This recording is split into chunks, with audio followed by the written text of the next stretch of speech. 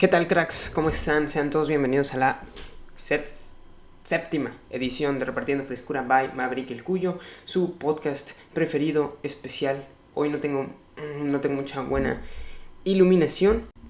Una disculpa por la pausa, tuvimos que ir por nuestra iluminación.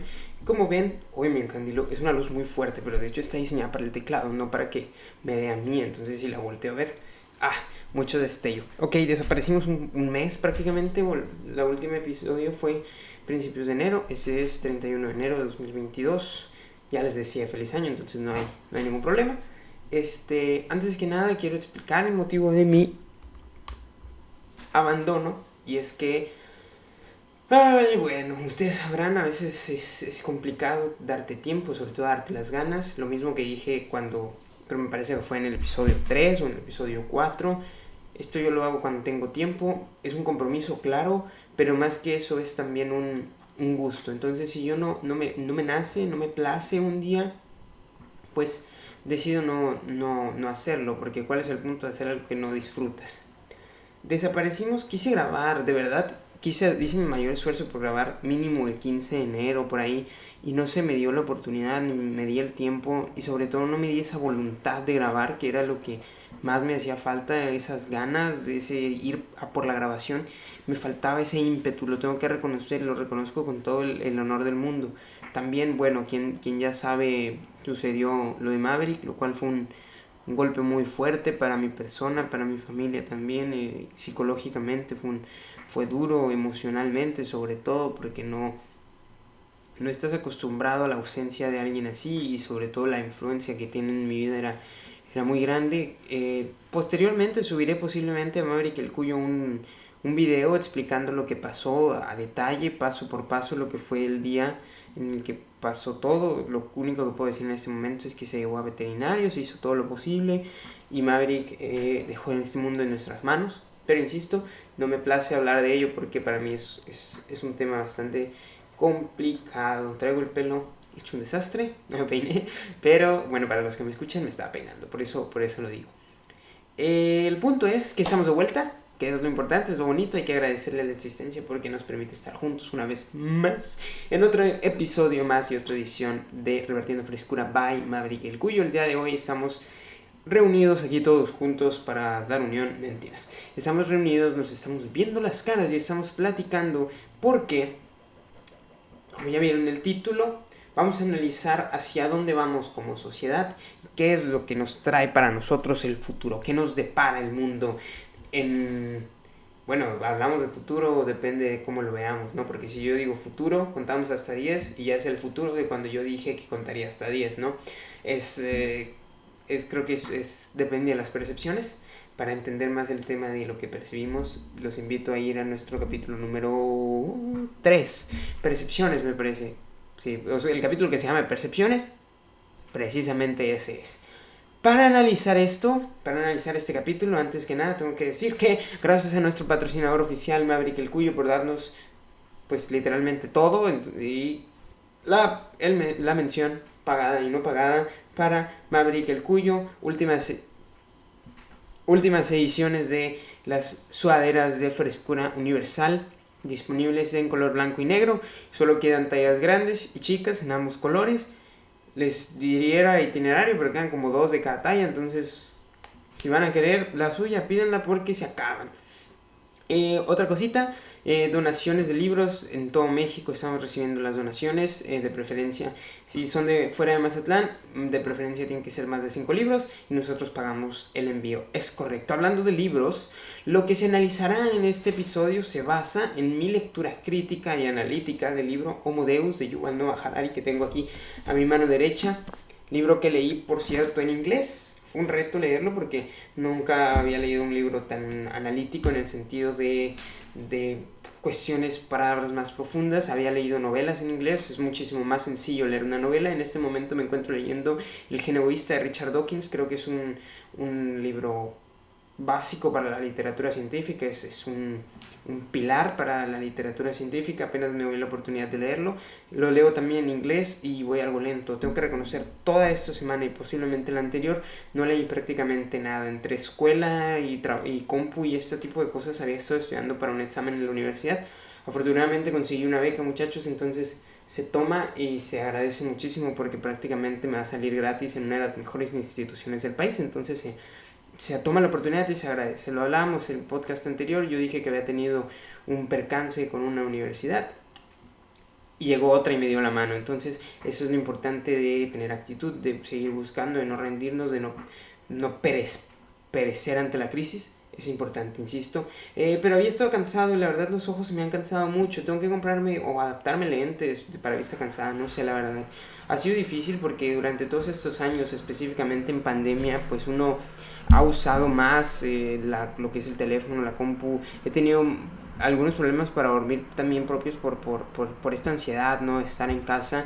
Afortunadamente vamos a volver a clases presenciales y tengo que serles honestos. No creo que sea lo más correcto en cuanto a cuestión de pandemia, en cuanto a cuestiones de epidemiológica, pero sí, ya que si voy a morir de ni modo, porque no estoy dispuesto a seguir encerrado en casa. Tengo mucho que no salgo y ha sido difícil para mí. El punto es que, ¿por qué me meto con el tema de la pandemia? Porque esa era una de las principales razones por las cuales la gente moría en el pasado. Ya entrando al tema directamente, ¿vieron cómo metí ese panel, ese giro de trama impresionante? Ni Marvel de verdad. Por cierto, ya hablan de Spider-Man No Way Home, es buenísima, se la recomiendo. Salió hace como 2 meses, pero es buenísima. Vean Eternals. Tiene carencias, sí, pero es buena, también me gustó bastante. Me da mucha risa cómo pueden pasar ese tipo de cosas y los demás superhéroes ni en cuenta, o sea, está bien, hasta cierto punto es cómico, es parte del universo, pero me gusta cómo se reúnen para ciertas cosas y a veces cuando están en lo individual los demás están dormiditos, ¿no? El hecho es que estas pandemias no son nuevas. El COVID-19 sí lo es, pero la COVID-19, porque hay que entender que el virus en sí se llama SARS-CoV-2 y la enfermedad provocada por el virus SARS-CoV-2 es la COVID-19. No sabría, a ver, no soy un experto en la lengua, no sé qué artículo definido se pudiera usar para una enfermedad. Supongo yo que al ser una enfermedad debería ser la influenza, la viruela, pero como este termina en una consonante, no sé, creo que es difícil. Por eso la gente dice el COVID o es que hay personas que casi como que un cierto, lo acentúan, ¿me entiendes? Acentúan esa parte y dicen COVID. Entonces, no sé, está gracioso como cada quien lo pronuncia por sus zonas. Aquí decimos mucho COVID, no COVID. No sé, ya me trabé yo también, ya no sé ni si estoy diciendo algo diferente o no. Me estoy confundiendo yo también con mis propias pronunciaciones. El punto es que siempre ha habido pandemias o pequeñas epidemias, pero al final de cuentas hay que entender la raíz de la palabra pandemia. Pandemia significa enfermedad, lo que se refiere a demia es enfermedad, y pan se refiere, pan se refiere a que está en todo el mundo. Epidemia se refiere a una enfermedad que está ubicada o que afecta a ciertas poblaciones no específicas, pero no globalizado. Una pandemia significa que está en todo el mundo. La parte pan se refiere al mundo y la palabra demia se refiere a enfermedad. Entonces, ha habido pandemias y ha habido epidemias a lo largo de la historia que han atacado los asentamientos humanos. Te estoy hablando desde, quiero creer yo, el África de los primeros sapiens. Reanudamos la grabación en video. En Spotify tenemos unos audios ahí pequeños.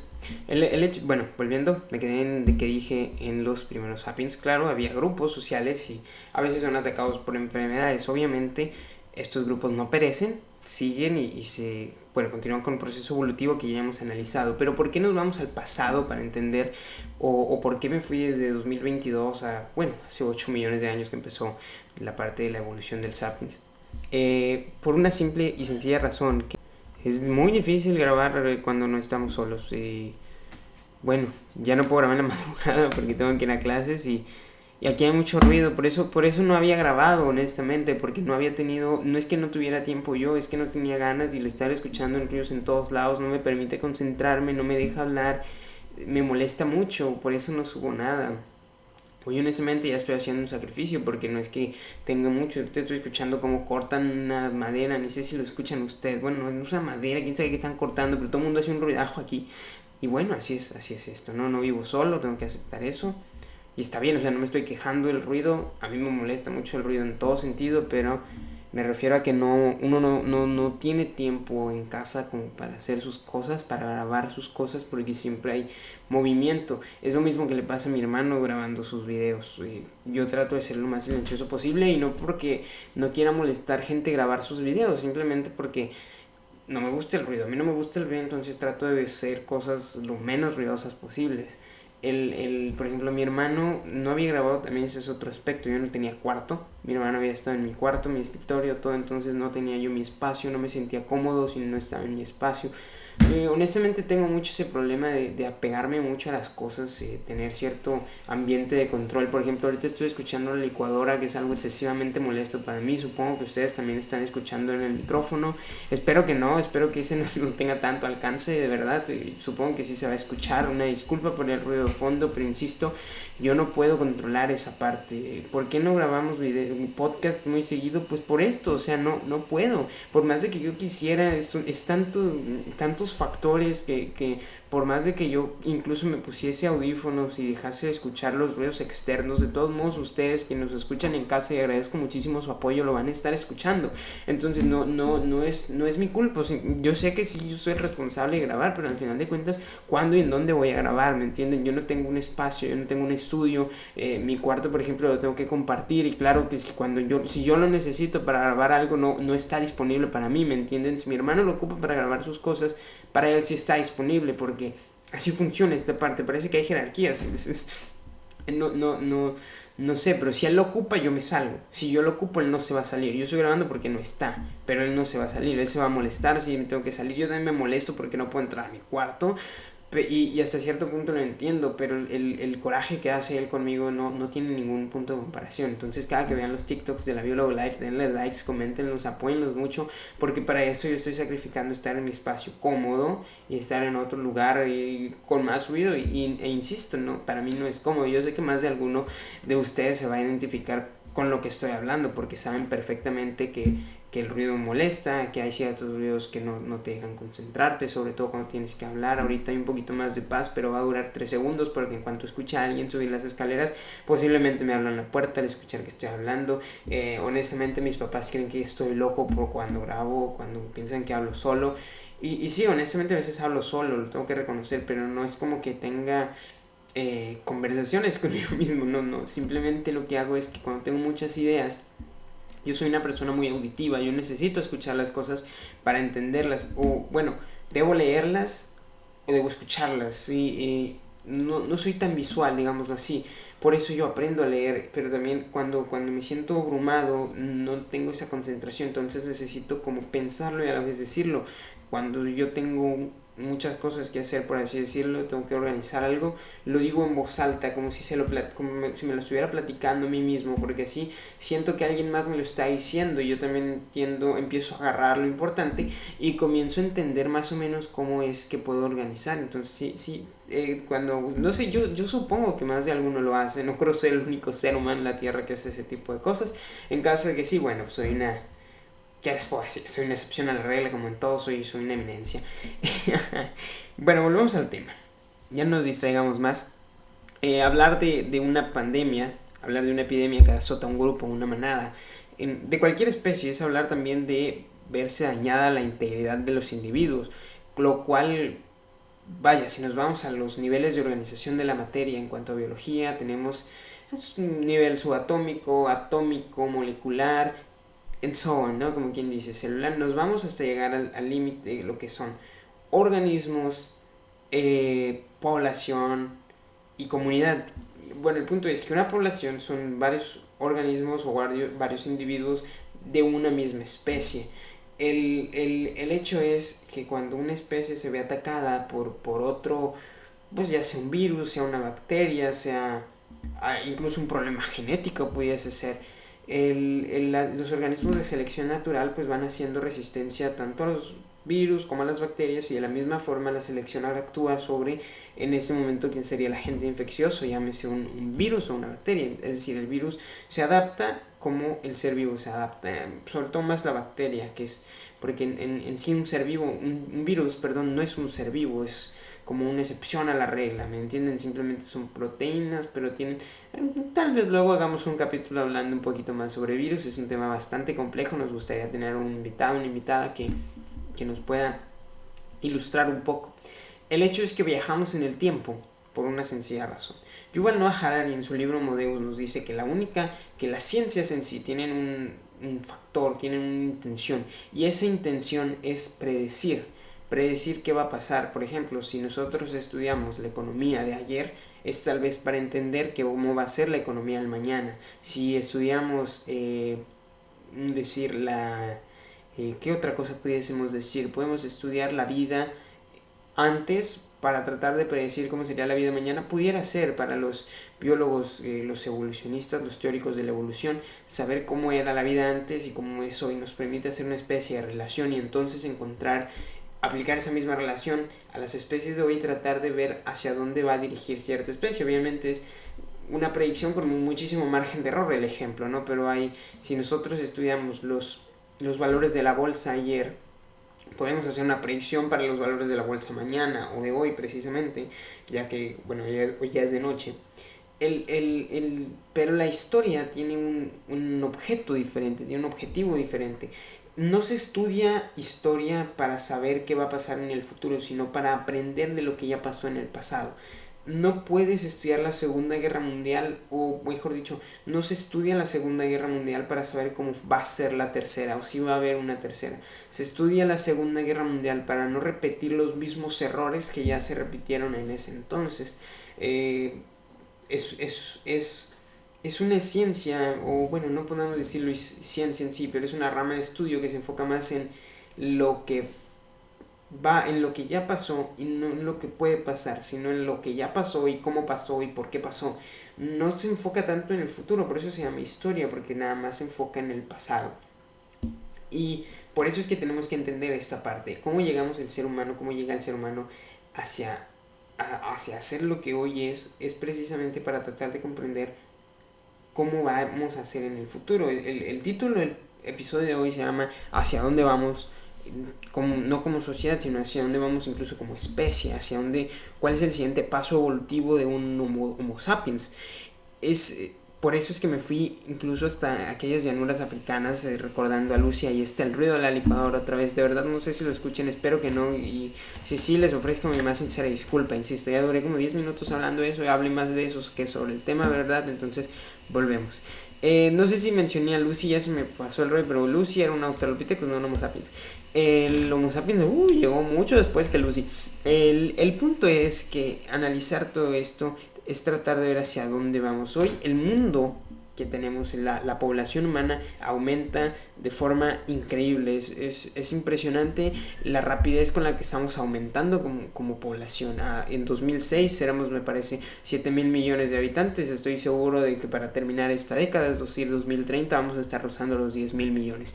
Entonces, hablar de este aumento poblacional también es hablar de enfermedades y cómo sabemos combatirlas. Nosotros hoy vemos a una pandemia actual, la vemos como algo catastrófico, pero si somos objetivos en cuanto a muertes, no ha muerto ni siquiera el 1% de la humanidad. Entonces, si nosotros nos vamos en el pasado y viajamos, por ejemplo, a la Edad Media con la peste negra, nos vamos a dar cuenta que murió más de la mitad de la población europea. Entonces eso fue literalmente un exterminio. Hoy con la tecnología con los avances en microbiología, en biología, en estudio, en cualquier tipo de rama científica, el ser humano ha crecido de manera verdaderamente increíble. Hemos hecho, yo lo llamo, o me gusta llamar, que hemos roto la selección natural. No solo porque creamos la selección artificial para los individuos o para los animales que dependen de nosotros, sino también porque nosotros rompimos el paradigma, no formamos parte de esa estructura. La selección natural no cuenta con nosotros, porque nosotros estamos más allá de ella, somos como quien dice, nos cosemos aparte, ¿no? Es curioso, porque al formar nosotros nuestro propio ecosistema, ya no es como que las fuerzas naturales puedan ejercer sobre nosotros, porque nosotros somos la fuerza natural. La humanidad ha hecho que el mundo se rinda ante ella porque es demasiado poderosa. Y no físicamente, pero la capacidad de creación y de innovación que tiene el ser humano no la ha tenido ninguna otra especie. ¿Alguna la va a tener en el futuro? Sí, posiblemente. Es una frase que nosotros, yo sé que más de alguno la ha escuchado y que lamentablemente se escucha mucho más seguido que lo debería, es: la humanidad está dirigiéndose hacia su propio final. El encargado de nuestra extinción vamos a ser nosotros mismos. Lo dijo Sir David Attenborough en su discurso de la COP del año pasado, de la Cumbre Internacional para el Cambio Climático. Lo dijo, nos habló, es así, y nos plantea la pregunta en su acento inglés de viejito, que es impresionante. Me encanta cómo habla bien, no sé, me habla muy padre. Él dice: es así como está destinada a acabar la especie más inteligente que ha poblado nuestro planeta por sus propias manos, o vamos a decidir hacer algo. El hecho es que estamos creciendo a un ritmo muy elevado, excesivamente elevado. Entonces, el hecho de que ya dije, se dan cuenta cómo tengo esta como repetición, esta literación, este tic, no sé cómo, no recuerdo la palabra que se utiliza, muletilla. Esta muletilla de decir tanto. De hecho, el hecho es, tengo que cambiar mis nexos. Pero bueno, son detalles. Con el tiempo lo vamos a ir mejorando. Lo he analizado en varios podcasts cuando me he escuchado. No me gusta escucharme, pero lo he hecho. Volviendo. Entonces, cuando nosotros rompemos este paradigma y empezamos a aumentar como población, hablando de miles de millones de humanos, somos, yo creo, somos sin duda alguna el mamífero que más pobla el mundo. Y los animales, la diversidad del mundo depende de nosotros. El 90% de los seres vivos están criados y hechos a la medida por y para el ser humano. Es decir, el 90% de los animales son puercos, vacas, gallinas. Hay 20,000 millones de gallinas en el mundo. ¿Qué más nos comemos? Conejos, perros, gatos. Y no porque nos comamos a los perros y los gatos nosotros, pero porque se crían para el ser humano. Y el otro 10% lo toman las especies que no fueron seleccionadas artificialmente. Estamos hablando de lobos, leones, leopardos, chitas, gacelas, monos, orangutanes, chimpancés, ¿qué más? Osos hormigueros, y un chorro más de animales, tanto insectos como otro tipo de mamíferos o reptiles. ¿Por qué digo esto? Porque estamos acabando con la diversidad del planeta. Ya ha habido 5 extinciones y el ser humano ha sido partícipe de varias de ellas. Eso se analiza en Sapiens, cómo los megamamíferos desaparecieron una vez que el Sapiens empezó a moverse por ahí. Llegamos a Australia, megamarsupiales, a dormir. Llegamos a América, megamamíferos, a dormir. Mamuts, el perezoso gigante. Había un marsupial que era como un león en Australia, a dormir. Todos ellos extintos. Claro, hubo varios factores: el cambio de clima, el cambio de hábitat, pero ya habían sobrevivido previamente a la desaparición de especies. Pero una vez llegó el ser humano, las especies grandes habían sobrevivido a cambios de clima y del ecosistema, pero una vez hubo cambio de clima y se juntó con la llegada del Sapiens, ninguna especie sobrevivió, ninguna especie grande, ¿no? ¿Por qué? Porque la organización social, ya hemos hablado de cómo hemos crecido. El otro problema que más llegaba a molestar a estas grandes civilizaciones capaces de adaptarse a los virus y aumentar la tecnología era el hambre. Cuando una población aumenta, obviamente los recursos que necesita para subsistir también. Es decir, tenemos 10,000 millones de habitantes en el mundo. También tenemos 10,000 millones de habitantes que alimentar. Bocas que comen y que necesitan beber y comer todos los días, porque si no, pues nos desnutrimos. La realidad también es que una mayoría de personas están en riesgo de fallecer por mala alimentación, en el sentido de problemas relacionados a la obesidad, a la ¿cómo se dice? A la diabetes, a la hipertensión, a problemas cardíacos provocados por malos hábitos alimenticios, que personas en riesgo de fallecer por desnutrición. Entonces, más allá de tener que alimentar a todos, es alimentarlos bien, cosa que no estamos haciendo tanto, pero al menos estamos sobreviviendo. Si bien es cierto, estamos llevando a muchas personas a tener un mal ritmo de vida, también les estamos dando vida, ¿no? Entonces, lo que pasa es que todavía hace 60 años no había gente que moría en las hambrunas. Ha habido hambrunas desde siempre. Estamos hablando de que desde que comienzan las civilizaciones hasta los 70 había hambrunas. Una vez desarrollamos la ingeniería genética, rompimos completamente las barreras. Les voy a poner el siguiente ejemplo. En los 50, China, un país enorme, está en esta transición de hacerse entre comunismo y demás, estaban en problemas, hubo una helada y hubo hambruna. No había forma de conseguir comida y pereció, muchísimas personas en China perecieron y no recuerdo exactamente el porcentaje, pero una gran cantidad de la población china falleció entre las décadas de los 50 y los 70 por la hambruna. Entonces, un país como China, que siempre hemos visto como un país pues muy desarrollado, es un país grande, es un país sobrepoblado, ha llegado a perecer de esa forma y no fue hace tanto, o sea, fue hace 60 años. Conocemos gente que ya había nacido y que ya tenía sus añitos para cuando fue 1960, ¿me entienden? Entonces, ok, lo podemos reflexionar, ¿por qué? Porque no fue hace mucho. Pero que van a decir, pero es que el sistema político y que esto, ok, vengámonos un poquito más reciente, los 70s, cuando cae la Unión Soviética, Nikolai Vavilov y su equipo. Nikolai Vavilov, para quien no lo conozca, le vamos a dedicar un capítulo a Vavilov, claro que sí, también como le vamos a dedicar un capítulo a Gregor Mendel, por cierto, a las leyes de Mendel, buenísimo. Se los recomiendo, es un libro cortito, objetivo, explica bastante bien sus experimentos. Vamos a tener que hacer otra pausa, ya vengo. Estamos de vuelta, efectivamente. ¿Qué me quedé? Ah, sí, de Nikolai Vavilov, sí, le vamos a dedicar un capítulo a él y a Gregor Mendel. Vavilov era un botánico que viajó por los 5 continentes y recolectó más de 500.000 de semillas. Les voy a hacer una pregunta rápida, ¿ya comieron hoy? Sí, quiero que le den gracias a Nikolai Vavilov, a este señor científico soviético, botánico, insisto.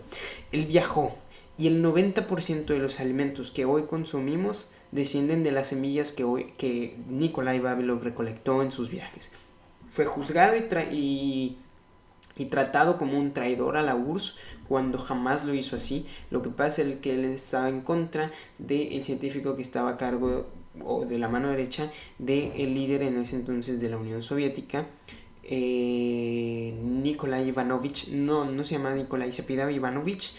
Él era un fiel creyente de la teoría de la evolución de Lamarck, de Charles Lamarck, la teoría de los caracteres hereditarios adquiridos. Es decir, un herrero que está fuerte por ser herrero, a su hijo le va a heredar esa capacidad de estar fuerte. Por eso su hijo también va a poder ser herrero, pero por ejemplo, él lo desarrolla y se lo hereda a su hijo. Entonces imagínate que yo pierdo un brazo, ¿mi hijo va a nacer sin una mano? Claro que no, porque ese era uno de los agujeros que no llenaba la teoría de Lamarck. Sin embargo, él creía en él incluso según yo sé ese apellido Ivanovich, pero en el capítulo de Vavilov lo vamos a analizar mejor. El punto es que él recolectó mucha comida y muchas semillas, y cuando la URSS empieza a caer, muchísima gente padecía mientras Vavilov estaba encarcelado, y su equipo de botánicos protegió las semillas en Moscú, protegió cada una de las semillas de las ratas y de la gente que quería entrar a comérselas, las protegieron con su vida. Y hoy el 90% de las cosas que comemos, insisto, descienden de lo que Vavilov recolectó. No faltaba ni una sola semilla y el equipo de botánicos murió de hambre. Unos mártires de la humanidad, unos mártires de la ciencia, y hoy gracias a ellos tenemos que comer. Otra pequeña pausa. Efectivamente, estamos de vuelta, amigos míos. Este está siendo uno de los peores capítulos que hemos grabado, pero lo hago con muchísima ilusión y con muchísimo esfuerzo. Les ofrezco una disculpa por si no les está haciendo placentero todo el contenido. Estoy haciendo un máximo esfuerzo, pero insisto, está siendo bastante complicado grabar. Bueno, el hecho es que el equipo de Nikolai Vavilov recolectó estas semillas, las protegió con su vida, y hoy prácticamente todo lo que comemos descienden de ellas. Debido a esto, se toma la decisión por los gobiernos de cuidar y tener una reserva. No sé si alguna vez han visto esta como bodegota en las montañas, en la nieve, que dice que guarda comida. Y sí, efectivamente, en caso de alguna catástrofe, ahí se guarda una semilla de prácticamente todo lo que hay en cuanto a alimentos vegetales y también a de origen animal, ¿no? Porque se necesita y bastante. El punto es que hasta ese entonces las hambrunas eran algo constante, eran algo que estaba en peligro, la gente de verdad de perecer por esto. Y a partir de estos momentos empieza la ingeniería genética a crear lo que hoy conocemos nosotros como alimentos transgénicos. Siempre ha habido selección artificial en cuanto a alimentos, y esto lo venimos arrastrando desde muchísimo tiempo atrás. Imaginémonos que somos de los primeros sapiens y necesitamos comenzar lo que es la ganadería, la domesticación de animales, ¿no? Tenemos dos cabritos, una hembra y un macho. Vamos a tener, pero necesitamos que sean dóciles, porque si no somos dóciles, si no son dóciles no los podemos controlar. Entonces, lo que vamos a hacer es que vamos a tomar al cabrito macho y al cabrito hembra. Los dos son agresivos, pero no pasa nada, ni modo, no tenemos más. Los reproducimos, tienen 3 hijos. De esos 3 hijos, uno es bien tranquilo, 2, una barbaridad, rebeldes a más no poder. Los 2 rebeldes van a convertirse en taquitos para que la población de mi aldea sea fuerte. Y el cabrito, que es más tranqui, se va a hacer semental y va a tener más cabritos. Y lo mismo, el cabrito tranquilo ya tuvo a sus hijos, otros 3. Uno, vamos a utilizar más o menos la genética de Mendel, digámoslo así, tuvo 4 con una cabrita que era agresiva, ¿no? Porque no había más hembras más que esa y era agresiva. La genética de Mendel nos dice que va a haber 2 híbridos, un recesivo y uno dominante. En este caso, el recesivo es el ser tranquilo, porque el cabrito que nace en su camada, cuando él nació, eran hijos de 2 agresivos, y él nació tranquilo y nacieron otros 2 agresivos. Entonces, el recesivo es ser tranquilo, el posesivo o el dominante, perdón, es ser agresivo. Entonces, se tiene, de esos van a nacer 4, digamos, uno es agresivo, uno es tranquilito y 2 son, pues ahí, 1 y 2 tienen ambos genes. El recesivo está como recesivo y el agresivo está ahí nomás. Entonces el agresivo se va a hacer taquitos. Los que tienen los 2 recesivos, pues obviamente en ese entonces no sabían que ahí en su genética estaba la capacidad de ser tranquilos, entonces también se van a hacer taquitos. Y el que sobrevivió coincide que es una hembra tranquilita. Pues empieza entre tranquilito y tranquilito, se van seleccionando los más tranquilitos y los agresivos a dormir, o sea, se eran taquitos. Entonces así se comienzan a hacer especies más dóciles. Lo mismo con las plantas, se empezó a reproducir el limón más grande con el más grande, el más sabroso con el más sabroso, y empieza a cambiar toda la genética de poquito a poquito. Sin embargo, cuando se regenera la biotecnología y comenzamos a entrar en la genética y en la bioingeniería de forma impresionante, y atacar todo lo que es la composición básica de la vida, que es el ADN, se empieza a hacer muchísimo más fácil hacer la comida. Si nosotros viajamos a 1500 con una zanahoria, te van a decir, ¿qué es eso? ¿Por qué traes un monstruo en la mano? Las zanahorias de hoy son unos monstruotes porque están modificadas no solo artificialmente, de manera natural, por así decirlo, o sea, de manera que nosotros fuimos seleccionando qué comprar o qué usar con qué, sino también que hubo un proceso en el laboratorio en donde se modificó esa zanahoria para tener el monstruote de zanahoria que hay hoy en día. Y la biotecnología y la ingeniería genética en ese entonces estaba comenzando, y empezamos a crear alimentos, y hoy en todo el mundo puede ser un transgénico. Si bien es cierto, pueden tener consecuencias, no hemos vivido lo suficiente como para verlas. Hay personas que dicen que el transgénico tiene esta tendencia a dar cáncer, a hacer mutaciones, a pasar mutaciones a tus hijos, pero hasta el día de hoy no hay evidencia de que esto sea real. El cáncer es un hecho, pero ha habido cáncer siempre. Que hoy sea más constante, bueno, pues también tiene que ver mucho con el tipo de vida que estamos llevando. No siempre, y también porque vivimos más, o sea, si vivimos más, nuestras células tienen más oportunidad de mutar y mutar hacia mal. También tenemos que entender que el cáncer no es más que una célula que mutó y al mutar no murió, no hizo lo que nosotros conocemos como un proceso de apoptosis, que es el suicidio de la célula, por así decirlo. Y se fue acumulando con otras células hasta que se expande por un proceso de metástasis y tienes cáncer en todo el cuerpo, ¿no? Tal vez porque no hablamos de cáncer en algún otro capítulo. Prosiguiendo hacia dónde vamos como sociedad, insisto, tenemos que ver el pasado para poder caminar hacia el futuro. Una vez ya no había hambrunas, seguía habiendo problemas sociales, económicos y políticos. Pero eso es lo de menos, porque la gente estaba sobreviviendo y teníamos cómo alimentarlos. Lo único que nos quedaba por hacer era seguir subiendo y mejorando nuestras tecnologías. A partir de entonces, el mundo ha ido cambiando y cambiando y cambiando. Volvamos a 2010 ahora. Carros que se conducen solos. Tesla comienza con todo su desastre. Google, Apple, hoy 2022, los Teslas están en todo el mundo. Los carros de Apple son cuestión de tiempo y los carros de Google también. Todo se va a manejar solo y se va a automatizar, lo cual nos empieza a hacer preguntar, a hacernos, o bueno, lo cual nos hace preguntarnos, ¿qué va a pasar con todos los conductores en el futuro? Pues yo, que no soy taxista, que no soy conductor de Uber, que no soy camionero, pues a mí no me causa problema, ¿verdad? Porque yo voy a tener mi carrito que se maneja solo y bien a gusto. Pero ¿qué va a pasar con ese taxista? ¿Qué va a pasar con ese? Yo sé que es muy poca la gente con esos niños que sueñan con ser taxistas, pero al final de cuentas alguien tiene que hacer ese trabajo. Claro que creo que cada quien tiene que tener oportunidades iguales, herramientas iguales, y ya que lo que cada quien haga con sus herramientas, pues debería ser culpa de su esfuerzo, o el éxito debería ser relativo a la cantidad de esfuerzo que le pones, aunque no lo sea así. ¿Qué va a pasar con ellos? Hubo un estudio, no recuerdo si fue en la Universidad de Oxford o en Harvard, fue una universidad de bastante prestigio, en el cual empezaron a utilizar probabilidades y analizar las cosas que se estaban desarrollando y dar porcentajes de lo que en el futuro habría. Y tenemos que ser honestos. En el futuro, si eres taxista o si tienes 18 años y te piensas dedicar a ser taxista toda tu vida, lamento decirte que para que cuando tengas 40 tu trabajo va a ser muy limitado. Va a ser prácticamente obsoleto.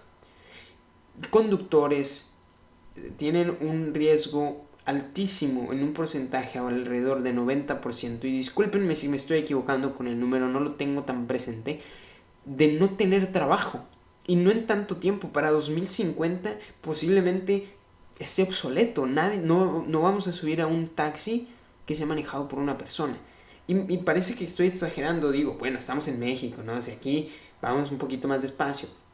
Claro, estoy de acuerdo, pero en algún punto tenemos que hacer ese cambio de tecnología, ese salto al futuro. Si bien es cierto, no vamos a tener carros voladores todavía porque no son prácticos, con todo respeto para el McFly de Volver al Futuro, no costea tener un carro que vuele, pero sí vamos a tener, por ejemplo, estos autopilot en prácticamente en todos los lugares. Curiosamente y paradójicamente, el empleo que menos probabilidades tiene de ser sustituido por un robot a partir de hoy, en unos 30 años más, es ser arqueólogo. Los arqueólogos no van a ser sustituidos por robots. Hay muchas razones. La delicadeza que se necesita, el estudio, y que muchas de estas cosas son más empíricas que teóricas. Pero, por ejemplo, vayamos a algo que nosotros jamás creeríamos que un robot puede hacer: el ser doctor.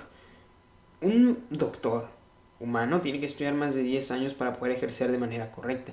Y además es un gran riesgo que él opere. Muchas personas mueren todos los años por una, no negligencia, pero sí por un error humano en cirugía. No llamémoslo negligencia porque al final de cuentas son humanos. A veces nos equivocamos, fallan incluso con todo ese estudio, y se respeta porque al final de cuentas hacen un excelente trabajo la mayoría de los doctores. Pero en el futuro, y no estoy yéndome tan lejos, yo tengo compañeros y amigos que van a estudiar medicina, y cuando lo analizamos, un doctor trabaja hasta 40, 50 años. Bueno, no es 40, ¿no? Y después se jubila. No, yo creo que sí llega a los 50 años trabajando, y ya después a los doctores por lo general les va bien. Pero en los próximos 40, entre 35 y 40 años, los doctores, o el 50% de los doctores, no van a tener trabajo porque las inteligencias artificiales van a estar tan desarrolladas que van a poder realizar operaciones y dar diagnósticos más efectivos que los de un doctor. Hoy en día, si bien es cierto, los software no están tan codificados, no están tan perfeccionados, pero tenemos 30 años para trabajar, e insisto, la evolución tecnológica que ha tenido el ser humano en los últimos 20 años ha sido totalmente mayor y multiplicada a la potencia 10 que el avance tecnológico que tuvo la humanidad en los 2000 años previos a esos. Pasamos de jugar con palos a jugar con ahora con unos lentes que nos hacen sentirnos que estamos en otra dimensión, ¿no? Vamos a pasar a trabajar físicamente, a posiblemente tener trabajos virtuales en redes como Meta. No sé si alguna vez vieron la película de Ready Player One, algo así se llama.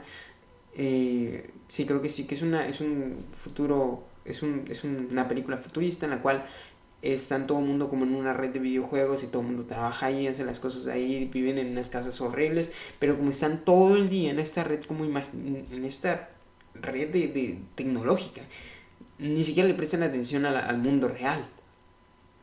Y parece muy, pues llamémoslo futurista, alarmante, amarillista, pero es factible y en algún punto va a ser real. Si bien es cierto, no lo puedo confirmar, estoy seguro que no sé si me vaya a tocar a mí, pero muy posiblemente sí. Estamos hablando de que en los últimos 20 años pasamos de tener, por ejemplo, creo que este es el ejemplo más fácil. Tengo en mis manos un MP3. Para los que me escuchen en Spotify, un MP3, no sé si lo recuerdan, es una especie de USB que grababa música. Este es de 2010, a lo mucho. Era de mi hermano y creo que este es el ejemplo perfecto. Si querías llevar tu música hace 10 años, esto era tu mejor opción, por Dios. O sea, podías meterlo como USB, guardar tu música, ir al ciber y ponerle musiquita, no sé. Y le conectabas aquí. Tan sencillo como que aquí le conectabas tus audífonos y ya está. Llevabas tu música en algo tan pequeño. Antes de eso hubo Walkman, con tus casetzotes, ¿no? Había estéreos. Antes no había esto y hoy podemos enviar la música. No necesitamos un cable para enviar música. En este sentido, podemos enviar el sonido a través de Bluetooth. O sea, ¿en qué cabeza cabía? Si yo viajo en el tiempo y les explico lo que es el Bluetooth, que ni siquiera lo entiendo yo en el presente, les exploto la mente. Soy una bruja. O sea, no puede ser posible todo lo que hemos hecho con el mundo en los últimos 20 años. ¿Qué más vamos a poder hacer con esta tecnología? No con un MP3, pero con lo que nos aguarda en 50 años más. Podemos controlar todo, literalmente todo. Incluso nos vamos a poder controlar a nosotros mismos psicológicamente. Tenemos a Neuralink de Elon Musk. Otro de los factores que nos planta Homo Deus y que quiero comentar con ustedes es cómo la sociedad, al mismo tiempo que avanza, también va deseando más. Es por esto que tenemos esta ambición de seguir perfeccionando muchas de las técnicas con las que ya vivimos. Es decir, esto es funcional. El MP3 que tengo en mi mano, para quienes me escuchan, tengo el MP3 en mi mano, funciona perfectamente. O sea, en su momento cumplía su función, ¿no? Escuchar música lo podías traer en todos lados, traías tu audífono, iba perfecto. Pero tenemos ambición. Hay varios autores que culpan al sistema de la ambición. El propio Marx lo decía, que el capitalismo nos hacía querer más, siempre más, querer más. Entonces no íbamos a tener un límite en ningún punto y era imposible ser feliz en ese sentido porque siempre quieres más. Y claro, estoy de acuerdo, ¿cómo no? Es como hablar de esta pirámide de Maslow, siempre querer más, más, más, más, más hasta que llegas a un estado de meditación absoluta. Es similar al budismo, ¿no? Que se llega a este punto alto de paz, por así decirlo, o al hinduismo, que estás reencarnando hasta que llegas a un punto máximo de estabilidad. En este caso estamos planteando una situación en la cual esta cosa tiene más capacidad de crecer a pesar de que funciona. Entonces hicimos que todo sea más ambicioso, pero al mismo tiempo queremos tener lo que los demás tienen. Y por eso voy a poner el siguiente ejemplo. Había dos monos capuchinos. Los invito a que lo busquen. El video está en YouTube. Lo pueden encontrar sin ningún problema. Ustedes busquen. A un mono se le ofrece, me parece que una ¿cómo se llaman estas? Como una valla, como una frambuesa, creo que se llama frambuesa. No estoy tan familiarizado con el término porque como lo leí en inglés no recuerdo la palabra exacta ni tampoco sé hacer la traducción exacta. Y al otro me parece que se les daba un pepino. No es lo mismo, para ellos obviamente es más dulce la frambuesa, pero pongan esto, busquen así más o menos como se los estoy describiendo, les va a parecer. Primero a los dos monitos se les da un pepinito, toman su pepino y se lo comen muy feliz. Al monito de la caja izquierda se le da una frambuesa, y feliz, claro. Y al monito de la mano de la caja derecha se le da su pepinito otra vez. Y él dice, épale, ¿por qué me dan a mí mi pepinito cuando yo quiero lo que le diste a él? Está más bueno. Y a pesar de que el pepino era bueno y le había gustado en la primera ocasión, al ver que su compañero recibía algo más bueno, empezó a gritar y le lanzó el pepinito a la científica que estaba haciendo el experimento. Entonces vuelven a una tercera ronda, le dan ahora dos de esas frambuesitas al monito de la caja izquierda y el feliz, ¿no? Y le dan ahora dos pepinitos al monito de la caja derecha. Igual, un caos, agarra la caja, le empieza a pegar a todos lados y le lanza a la cuidadora el pepinito. Entonces es eso, porque refleja cómo en todos los primates queremos o anhelamos lo que el otro quiere, a pesar de que nosotros también tenemos algo que es factible. Yo quería o sea, es una situación hipotética, no estoy hablando de mí. El que quería, o X persona tiene un MP3. X persona ve que su amigo Juan tiene un iPod. Es touch el iPod. Esto es basura para la persona X, porque Juan tiene un iPod, es mejor que esto, pero es esa ambición, quieres lo que el otro tiene. ¿Qué va a pasar entonces cuando las cosas materiales no nos puedan llegar a dar? Y caigamos en procesos como incluso de depresión o ansiedad, que es algo muy común, sobre todo en los últimos días. Siento que la sociedad, pienso realmente que la sociedad va más hacia allá. Eh, les quiero platicar entonces, hablando de esto, cómo es que hemos tratado la ansiedad. Es un experimento bastante raro, pero se los quiero contar. Es muy importante. Aparte puede salir un buen clip. Cuando vas a tener, cuando se estaban haciendo hace varios años ya, la experimentación para tratar los antidepresivos, se tomaban 2 cilindros de agua, los llenaban de agua hasta cierto nivel y sumergían ratoncitos. Después de 15 minutos aproximadamente el ratoncito dejaba de luchar, se rendía y se ponía apático simplemente a flotar porque sabía que no iba a poder salir nunca del tubo. Después lo sacaban obviamente. Pero después, ya que se dieron cuenta que a los 15 minutos los ratoncitos dejaban de luchar, metían a otro y lo sacaban al minuto 14. Justo antes de que dejara de luchar lo sacaban. Y entonces pasaban un rato, lo dejaban descansar y lo volvían a meter. Y ya este ratoncito ya no duraba 15 minutos pataleando, duraba hasta 20. ¿Por qué? Porque de esta forma él se dio cuenta que en algún punto salió y nunca dejó de luchar, nunca dejó de luchar, nunca dejó de luchar. Y ya que se dio cuenta que pasaba mucho tiempo, aguantó 5 minutos más y dejó de patalear porque no salió. Y la otra vez había salido antes, había tenido esta como memoria de que en algún punto había logrado salir, pero entonces se rindió, pero aguantó más. Tuvo la capacidad de seguir luchando. Y después se toma un tercer ratoncito que nunca había sido sometido al experimento, se pone 14 minutos justo antes de que deje de patalear, se retira, vuelve a ponerse el ratoncito y se deja descansar justo antes de los 20 minutos previo a que el resto de los ratones sometidos por segunda vez habían dejado de patalear, se retira otra vez y después se vuelve a sumergir.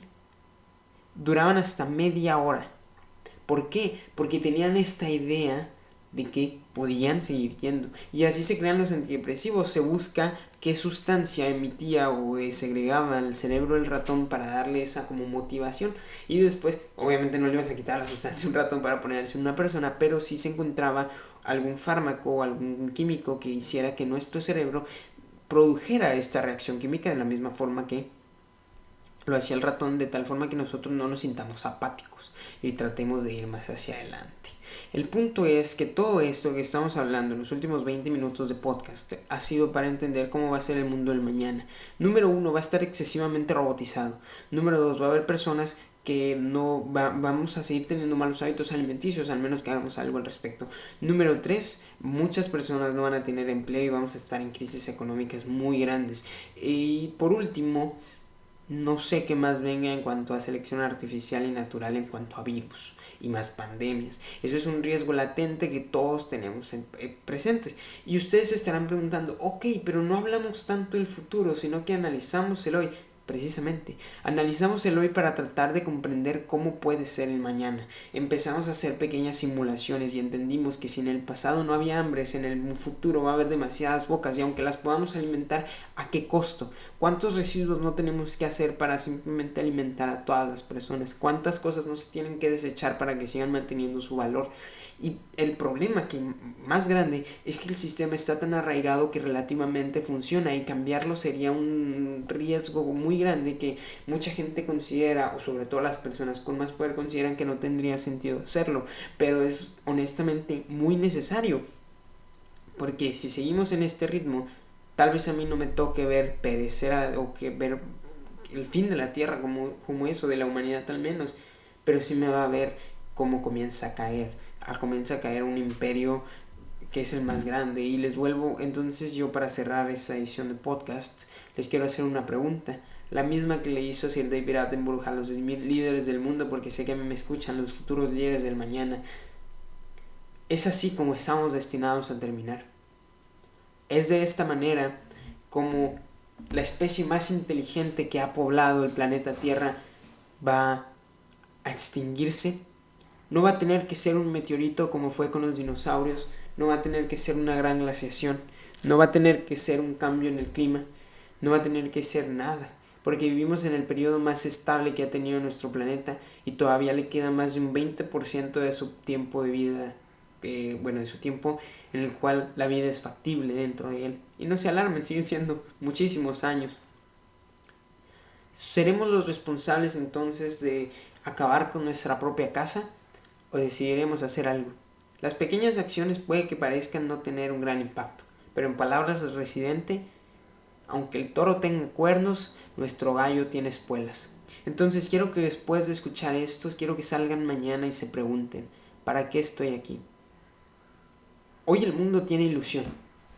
Quiero que piensen en todos los niños menores de 3 años, niños y niñas que ven el mundo por primera vez, que están tratando de conocer qué está pasando. Todo es caótico y yo sé que nosotros como jóvenes estamos en una etapa en la que todo va a ser difícil para nosotros. Ni siquiera vamos a tener la misma capacidad que hubo antes para comprarnos una casa. La posibilidad, un niño que nació en los 70s, tenía una posibilidad de hasta el 80% de morir en una mejor situación económica que en la que nació. Un niño que nace en 2020 o que nació en 2020 tiene menos de un 6% menos de 10, no, bueno, creo que el 6, pero sí, menos de 10% de morir en unas mejores condiciones que en las que nació, ya sea que haya nacido en la abundancia o en la pobreza. No va a poder salir, no va a poder mejorar, no va a poder dar ese paso, es muy complicado. ¿Por qué? Porque el mundo no está diseñado para seguir sobreviviendo de esta forma. Por eso son nuestras pequeñas acciones, esas pequeñas diferencias. No significa, y no quiero que vayas y limpies todo el mundo, simplemente te pido que no tires basura y que compartas ese mensaje. Si nadie tirara basura no tendríamos por qué limpiar, ¿no? Salvo la tierrita, pero eso, ¿qué es el problema? ¿Qué es ese problema? Pon las cosas, haz las cosas bien. Tenemos que salvar este planeta, es nuestra responsabilidad. En palabras, insisto, de Sir David Attenborough, las generaciones pasadas, la generación de Sir David, 96 años y todavía tiene que decirnos cómo tratar un planeta. Vean por cierto sus episodios en Netflix, La vida a color, y también está Toda una vida en la Tierra o Una vida en la Tierra, algo así. Ustedes busquen Sir David Attenborough que les va a aparecer. Las generaciones pasadas han visto un declive terrible, pero la nuestra debe y puede ver una maravillosa recuperación.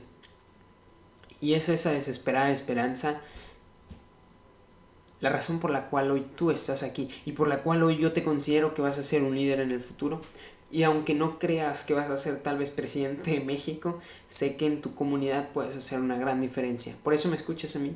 Con esa publicación, toma ese riesgo. Lo primero siempre va a ser horrible. A final de cuentas, quiero que veas este podcast. Ha sido un fracaso enorme para mí. 54 minutos de algo que posiblemente no me convence, pero lo voy a jugar porque estoy comenzando y porque el mundo se va a retomar. Lo vamos a salvar, muchachos. Necesitamos simplemente ese impulso, esas ganas, ir tras ello, porque yo sé que es difícil, yo sé que no siempre hay actitud, porque insisto, tenemos todo en nuestra contra, pero ¿qué es lo que podemos perder si al final no tenemos nada? Vayamos entonces por ello, veamos la recuperación y mostrémosle a la existencia que el hecho de que estemos aquí no es dioquis, tenemos una razón de ser, y si aún no la has descubierto, te invito a que la sigas buscando. No te rindas, mi amigo. Yo sé que la vida no siempre es lo más fácil, pero quiero recordarte que sí es lo más bonito. Muchas gracias.